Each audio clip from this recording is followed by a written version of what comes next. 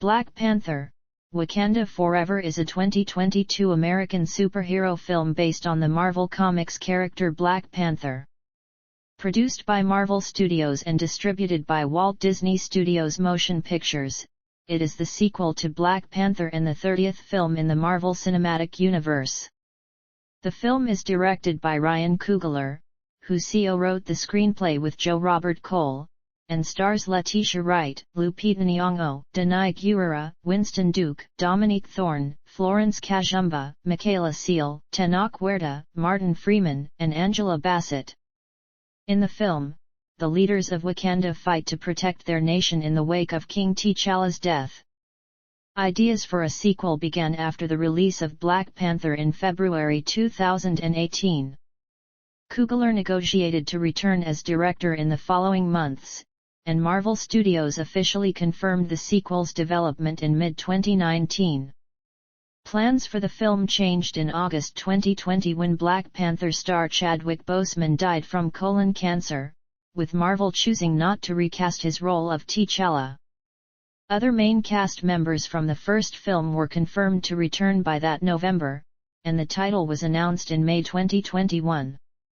Production initially took place from late June to early November 2021, in Atlanta and Brunswick, Georgia, as well as around Massachusetts, before a hiatus to allow Wright to recover from an injury sustained during filming.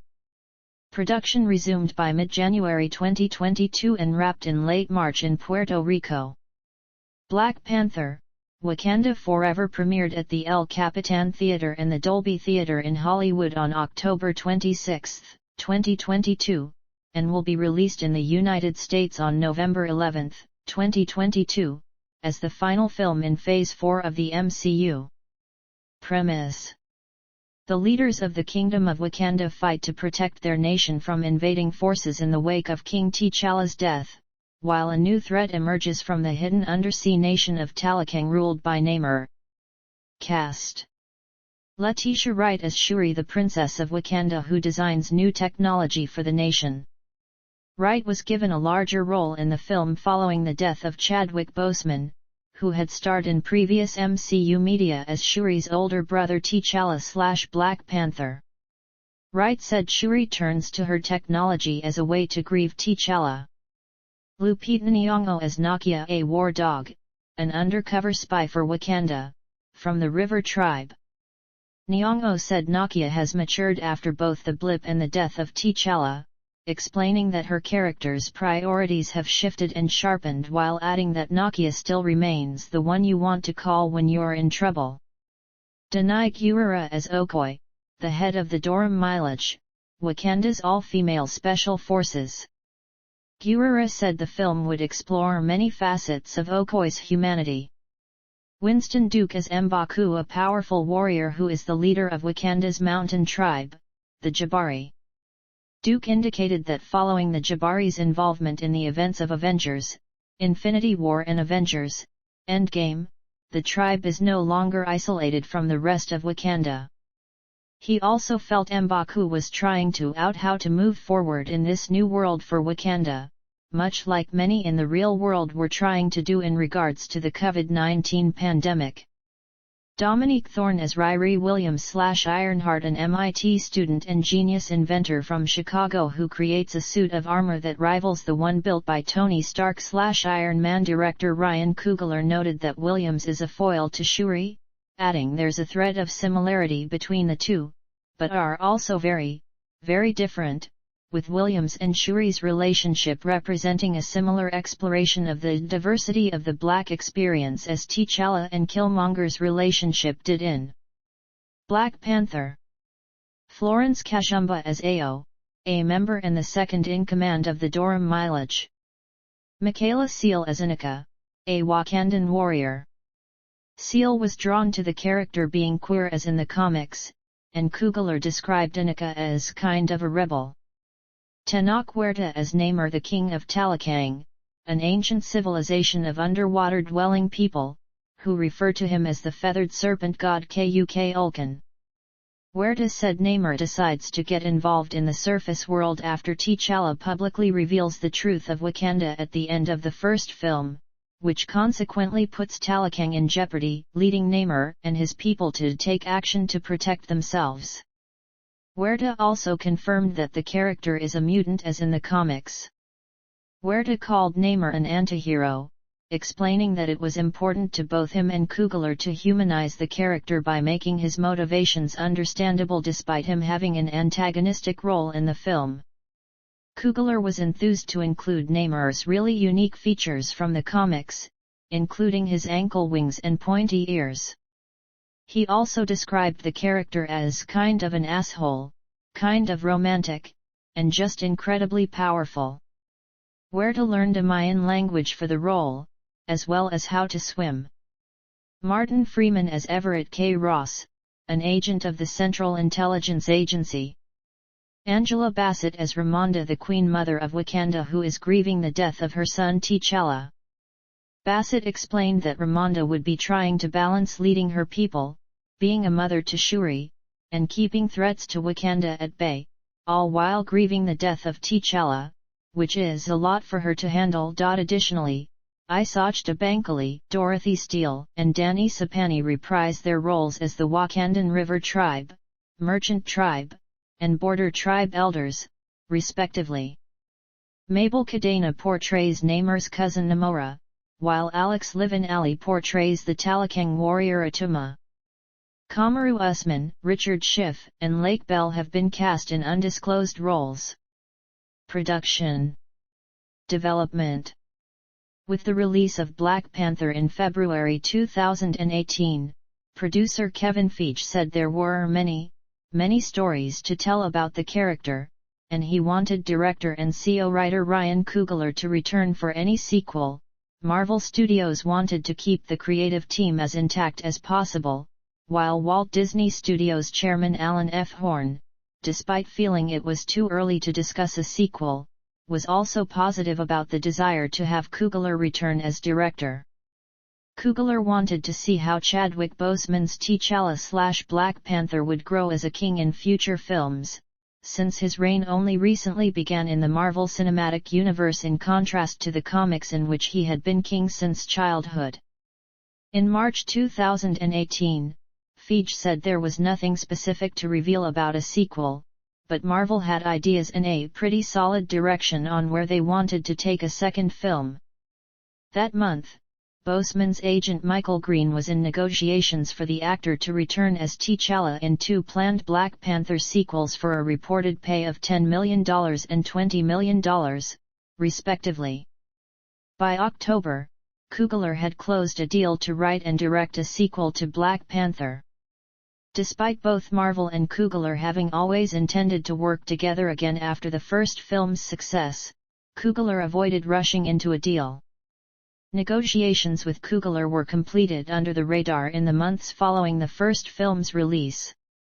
He was expected to begin writing the sequel in 2019, ahead of a planned filming start in late 2019 or early 2020. In November 2018, Letitia Wright was confirmed to be reprising her role of T'Challa's sister Shuri for the sequel. When Angela Bassett, who played Ramonda in Black Panther, was asked if the main cast would return for the sequel, her husband Courtney B. Vance said they would. He said this included Michael B. Jordan as Killmonger, who was killed in the first film, and Bassett agreed. Feige dismissed Vance's statement in June 2019 as pure rumor, saying there were no set plans for the film as Coogler had just begun outlining it and had not yet shared his plans with Feige or CO producer Nate Moore. The next month, John Kani expressed interest in reprising his role as T'Challa's father T'Chaka in the film, and Danai Gurira stated that Coogler had confirmed she would be reprising her role of Okoye in the sequel. Feige confirmed the sequel's development at the 2019 San Diego Comic-Con, while Martin Freeman confirmed in August that he would reprise his role as Everett K. Ross in the sequel. A release date of May 6, 2022, was announced at D23 along with the placeholder title Black Panther 2. Feige said Coogler had completed a script treatment for the film that included a villain and new title. At the end of 2019, Ruth E. Carter confirmed that she would be returning from the first film as costume designer for the sequel, and said that she was set to begin work on it in the fall. Feige, Boseman, and Coogler discussed adapting elements of Boseman's more gung-ho T'Challa performance in the second episode of What If? For the film. On August 28, 2020, Boseman died from colon cancer. Coogler stated that he had been unaware of Boseman's illness, and had spent the last year preparing, imagining, and writing words for him to say that we weren't destined to see. Feige and other executives at Marvel Studios were also unaware of Boseman's illness. Boseman, who had become thinner from his illness in the weeks prior to his death, had been prepared to begin gaining the weight back in September 2020 ahead of filming the sequel in March 2021. According to The Hollywood Reporter, industry observers felt Disney could recast the role, but that might generate a fan outcry and prompt comparisons between actors. Another suggestion was for Disney to shift their plans and have Shuri take on the mantle of the Black Panther, which occurred in the comic books. By the time of Boseman's death, Coogler was in the middle of writing the script and had already turned in a draft.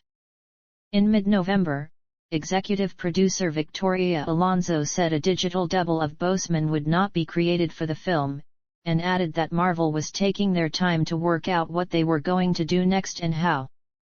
Later in the month, Lupita Nyong'o, Winston Duke, and Bassett were confirmed to be reprising their roles for the sequel as Nakia, M'Baku, and Ramonda, respectively, while Tenoch Huerta was in talks for an antagonist role. At that time, filming was expected to begin in June or July 2021 in Atlanta, Georgia. In December 2020, the film's release date was moved back to July 8, 2022. Feige also confirmed that the role of T'Challa would not be recast, and said the sequel would explore the world and characters of the first film as a way to honor the legacy that Boseman helped build.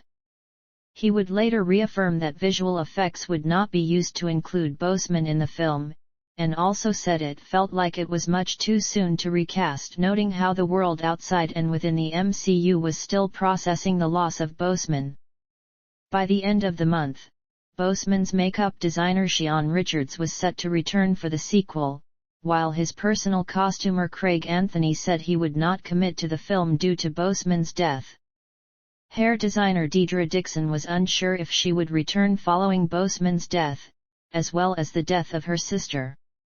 Feige said in January 2021 that the primary focus of the sequel was always about further exploring the characters and different subcultures of Wakanda. That same month, Jordan said he was willing to reprise his role as Killmonger as he felt returning to the MCU would always be on the table in some capacity due to his love for the character and for working with Coogler. In February, Daniel Kaluuya said he was unsure if he would reprise his role of W'Kabi. He ultimately did not due to scheduling conflicts with the film Nope. Pre-production. In March 2021, Coogler said he was still writing the script, and described working on the film without Boseman as the hardest thing he had ever done in his career. He added that Boseman had held together the first film, and now as the director he was the one trying to keep it going.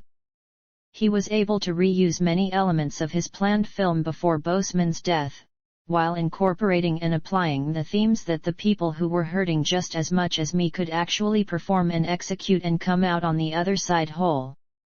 According to Coogler, the original version of the script would have explored T'Challa dealing with resuming life after the blip and grieving the loss of time, after being gone for 5 years. Freeman said he would soon meet with Coogler to discuss the project. In April, Coogler wrote an op-ed in which he said the film would still shoot in Georgia despite the state passing its controversial Election Integrity Act of 2021 law. Though Coogler did not support the bill, he felt that boycotting film production in the state would have a negative effect on the people who otherwise would have been employed by the film. He instead planned to raise awareness of how to overturn the bill. Nyong'o expressed excitement for Coogler's plans and how everyone involved was dedicated to continuing Boseman's legacy, later saying that Coogler had reshaped his ideas for the film to respect Boseman, which she felt was spiritually and emotionally correct to do. Moore described the film as how you move forward while dealing with a tragic loss. All of the characters, both old and new, are dealing with how loss can affect your actions in ways that are emotional and surprising. The film continues exploring feminist themes from the first film, with Nyong'o saying the film would tackle the beliefs, passions, loves and arguments of the women characters, creating a robust drama. She also felt that Wakanda was a world we are striving to get to. The film introduces Namor to the MCU, while changing his home world from the comics, Atlantis, to Talakang. Talakang is a lavish, hidden, underwater Mesoamerican civilization that was inspired by ancient Mayan culture. The creatives worked with Mayan historians and experts to portray it. Coogler noted Talakang was similar to Wakanda in that it was also an advanced civilization hiding in plain sight, with Moore stating the two often find themselves in conflict because they're not dissimilar. They are these nations that would prefer to be hidden and isolated, with monarchs who are incredibly powerful and have strong points of view about how the world should be. Hannah Beachler returns from the first film as production designer, noting she did a deep dive to portray this version of Atlantis in the film. She was visually inspired by the film's Jaws and Close Encounters of the Third Kind, and Jack Kirby's comic imagery. Carter included jade and aquatic elements in her costumes for the Talakang people, and referenced sea creatures such as the lionfish and sharks for their feather head dresses. Many of the costumes needed to be tested in water given the amount of underwater filming that occurred. In May 2021, Marvel Studios revealed the film's title as Black Panther, Wakanda Forever, which Ethan Anderton of Slash Film believed was a fitting tribute to Boseman since Wakanda Forever is the battle cry of the Wakandans. By the end of that month, Freeman said he had read the script and expressed excitement for it. At the end of June, Edgar Luna, the business development manager of Worcester, Massachusetts' Economic Development Office, said the technical department of Wakanda Forever was in the city the week of June 25 to scout and inspect filming locations, including at the Worcester Police Department headquarters. Filming. Production started at Trilith Studios in Atlanta, Georgia, on June 29, 2021, under the working title Summer Break. Prior to Boseman's death, filming had been set to start in March 2021. With the start of filming, Feige announced that everyone from the first film was expected to return. Autumn Durald Arkapa serves as the cinematographer, after doing so on Marvel Studios' Disney and series Loki, replacing the first film's cinematographer Rachel Morrison. A longtime collaborator of Coogler's, Morrison planned to return for Wakanda Forever but was unable to due to a scheduling conflict with her film Flint Strong caused by the COVID-19 pandemic. Discussing the use of anamorphic lenses as opposed to spherical lenses, Coogler explained that anamorphic lenses warp the image a little bit, which fit with the film having the fog of loss over it. A profound loss can warp how you look at the world. Wright, Guerrera, Nyong'o, and Kajumba bonded together on set while dealing with their grief for Boseman's death, with Wright and Guerrera particularly connecting through taking walks together. Guerrera described feeling emotional while entering the throne set, as she remembered filming scenes with Boseman during the first film, and said that Coogler helped her process her grief. Bassett said in July that the screenplay was still undergoing changes due to Boseman's death, and had gone through at least 5 incarnations. She also indicated that the first film's co-writer Joe Robert Cole was contributing to the sequel, which Feige soon confirmed. Michaela Seal joined the cast in an undisclosed role. In August, Isachta Bankole was set to reprise his role as the Wakandan River Tribe elder, and Dominique Thorne began filming scenes for Wakanda Forever as Riri Williams/Ironheart before starring as that character in the Disney and series Ironheart. Filming that month was expected to take place at the Massachusetts Institute of Technology and in Worcester, with the production preparing to film a car chase in Worcester by August 18. A chase scene was filmed in the Ernest A. Johnson Tunnel on August 23 and 24.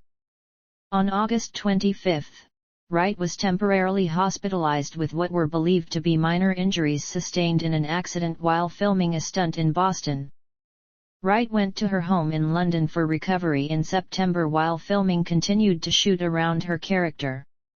Dorothy Steele, who portrayed the Wakandan merchant tribe elder in the first film, died on October 15.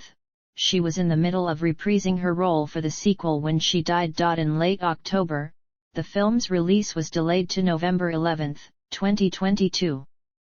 The production moved to the Mary Ross Waterfront Park in Brunswick, Georgia by October 22, where filming occurred from October 28 to November 2. Michael Torres, the manager of the Brunswick Landing Marina, said a 300-foot cruise ship would join the production in the following days, and most of the filming occurred on the water. Matthew Hill, Brunswick's Downtown Development Authority director, said most of the scenes were shot at night. By November 5, filming of the scenes that did not require Wright were completed, before the production went on hiatus on November 19. This was to accommodate Wright's fractured shoulder and a concussion, which were more serious than initially determined, and was not expected to affect the film's release date. The United States Centers for Disease Control and Prevention implemented new rules on November 8 requiring non-U.S. citizens to be fully vaccinated against COVID-19 and provide proof of vaccination before traveling to the country. The Hollywood Reporter noted that this could present an issue for Wright's return to filming in Atlanta since she is not a U.S. citizen and was reportedly not vaccinated. In mid-December, The Hollywood Reporter confirmed that filming would resume in late January 2022 in Atlanta with Wright involved. Feige, Moore, and executive producer Louis D'Esposito confirmed upon the start of the hiatus that Wright was the film's new lead. Filming resumed by mid-January 2022, with a recovered Wright returning, and was expected to continue for 4 weeks. Filming was originally scheduled to resume on January 10 but was delayed by a week after cast and crew members, including Nyong'o, tested positive for COVID-19. At that time, The Hollywood Reporter reported that Duke had negotiated a pay raise for his return because of his character's expanded role in the sequel. The following month, Nyong'o revealed that Danny Sapani would be reprising his role as the Wakandan border tribe elder in the film. Thorne completed filming her scenes by March 13. Additional photography began on March 18, in Puerto Rico, where filming officially wrapped on March 24. Post-production. In June 2022, Huerta confirmed that he was appearing in the film, and he was officially announced to be playing Namor at the 2022 San Diego Comic-Con the next month, when Seal, Mabel Cadena, and Alex Livin Ali were also revealed to be respectively playing Annika, Namora, and Atuma, and Florence Kajumba was confirmed to be reprising her role as Ao. Reshoots occurred with the cast following their appearance at Comic-Con. Huerta described them as being 4 little missing pieces. In late July, it was revealed that Kamaru Usman would appear in the film, while Richard Schiff joined the cast in September. Lake Bell was revealed to be appearing in the film in October. She previously voiced variants of Natasha Romanoff / Black Widow in What If. Michael P. Shaver returns as editor from the first film. The film only features one post-credits scene, with Moore explaining that the creatives felt the ending was so kind of poetic, that including an additional scene after the credits would have felt a little disingenuous tonally from what we were doing. Music. In September 2021, it was revealed that Ludwig Göransson was set to return as composer for the sequel. His score will be released by Hollywood Records on November 11, 2022. Black Panther, Wakanda Forever Prologue, a soundtrack extended play, was released by Hollywood Records and Marvel Music on July 25, 2022, and includes Thames' cover of Bob Marley's No Woman, No Cry, which was used in the film's teaser trailer, A Body, A Coffin by Amari, and Soy by Santa Fe Clan. Goranson produced all 3 songs, and CO wrote A Body, A Coffin with Amari, Q Steed, KZ, Cracker Mellow, and Maisu. In late October 2022, it was announced that the film's lead single would be Lift Me Up by Rihanna, written by Thames, Goranson, Rihanna, and Kugler, as a tribute to Boseman. It marks the first musical output from Rihanna since 2016, and was released on October 28, through Westbury Road, Rock Nation, Def Jam Recordings, and Hollywood Records. Thames stated she wanted to write a song that portrays a warm embrace from all the people that I've lost in my life. Lift Me Up was featured on the film's soundtrack, Black Panther, Wakanda Forever, music from and inspired by, which was released on November 4, 2022, by Rock Nation, Def Jam Recordings, and Hollywood Records. Marketing.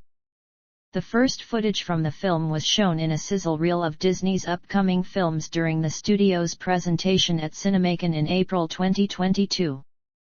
Feige, Kugler, and the cast promoted the film at the 2022 San Diego Comic-Con alongside a live performance from singer Baba Maal, Tama player Mass Amba Diop, and other African drummers and dancers, and the debut of the teaser trailer on July 23, 2022.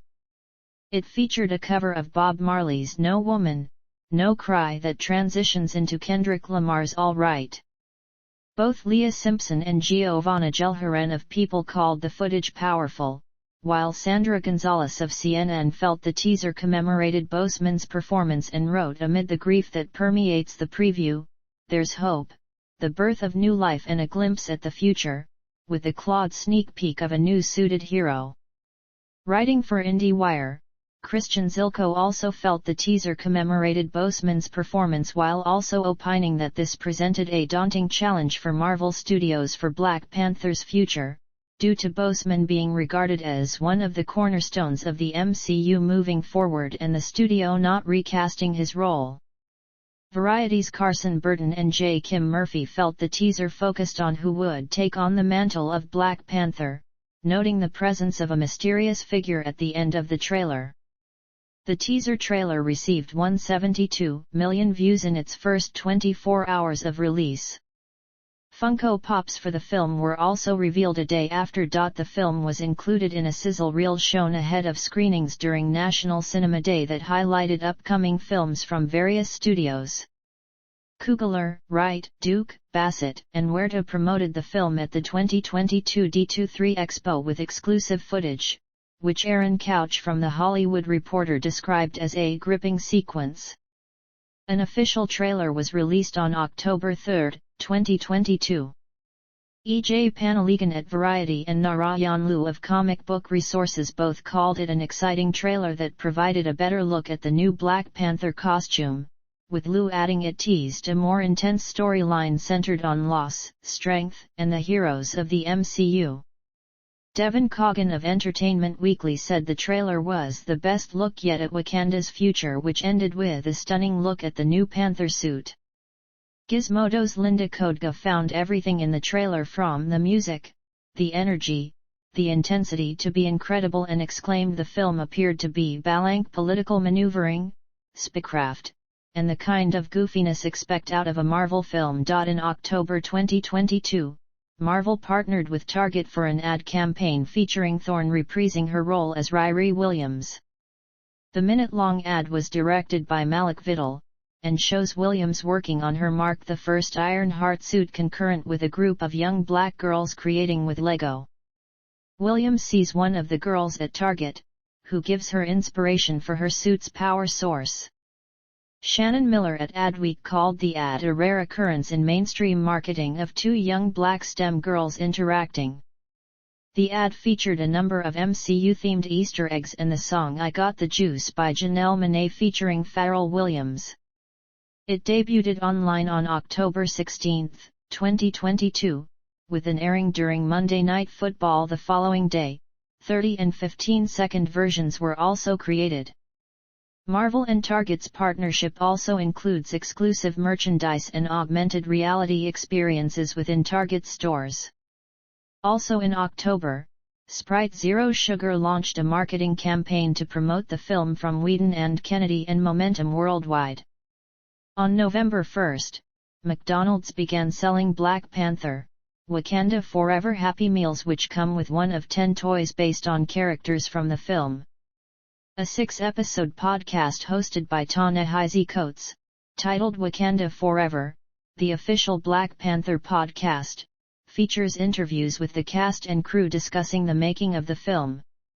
The first episode premiered on November 3, 2022, and the subsequent episodes will be released weekly beginning January 2023. 3 episodes of the series Marvel Studios' Legends was released on November 4, 2022, exploring T'Challa, Shuri, and the Dora Milaje using footage from their previous MCU appearances. Release: Black Panther, Wakanda Forever premiered at the El Capitan Theater and the Dolby Theater in Hollywood on October 26, 2022. It is scheduled to begin releasing internationally on November 9, 2022, and in the United States on November 11. It was previously scheduled for May 6 and then for July 8, 2022. The film will be released theatrically in France, despite the country's 17-month waiting period for when films can appear on streaming services after its theatrical release. Disney's decision to release Wakanda Forever in theaters was encouraged by the French government's acknowledgement that their media chronology needed to be modernized and their timeline to do so, after previously opting to skip the theatrical release of their film Strange World and release it directly to Disney+. Under the current chronology, Wakanda Forever will first become available on Disney and in France in early 2024. It is the final film of Phase 4 of the MCU. Reception. Box office projections. According to The Hollywood Reporter, Black Panther, Wakanda Forever is projected to earn $175 million in North America on its opening weekend. By November 2022, Box Office Pro estimates the film's opening weekend in North America to be between $172.05 million, and is projected to earn $435.543 million for its total domestic gross. Accolades.